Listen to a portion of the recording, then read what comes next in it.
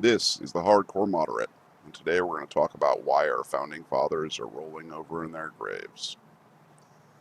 Let's imagine we could revive our founding fathers for a second. What would they really think of us? What about our system would shock them the most? Comment about it if you want, but here's my 2 cents on what they'd probably be pissed about. What kind of country are we? Nowadays, we describe ourselves with all sorts of isms and ists. Many say we're a capitalist country. Some say we're too socialist, and others say we're not socialist enough. Thing of it is, capitalism and socialism weren't really concepts in 1776. The Wealth of Nations only came out in March, in Scotland, all the way across the Atlantic. The timing doesn't exactly track.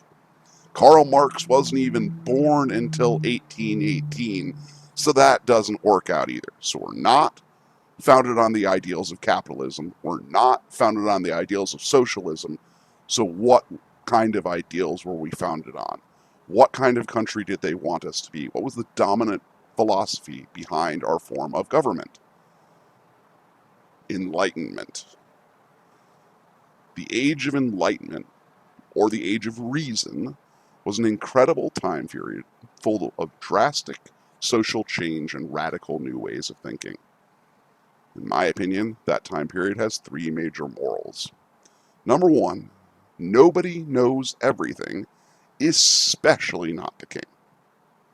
Number 2, if church and state get intertwined, things get bad. Number 3, rational thinking is a good thing.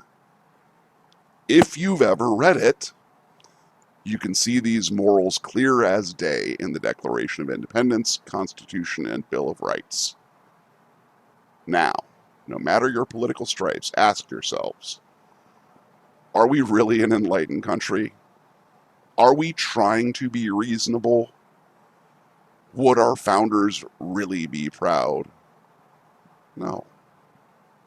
They'd want us to be enlightened. Maybe we should too. Is that all they'd want from us? Just to be intelligent citizens? No, they want us to work together to form a more perfect union. And you know what they didn't really want? Political parties. 1700s were a pretty bloody time and a bloody political time. While we Americans might want to forget it, parties were one of the things we were trying to escape. England already had to, and the colonies were political football between them.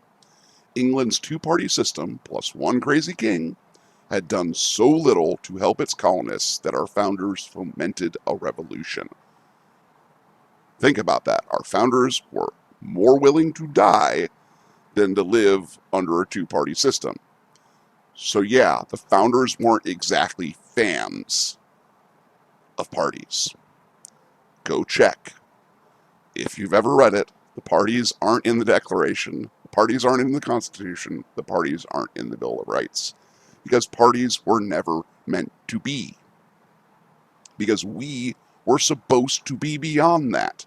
Because we were supposed to be enlightened people who could work together to form a more perfect union.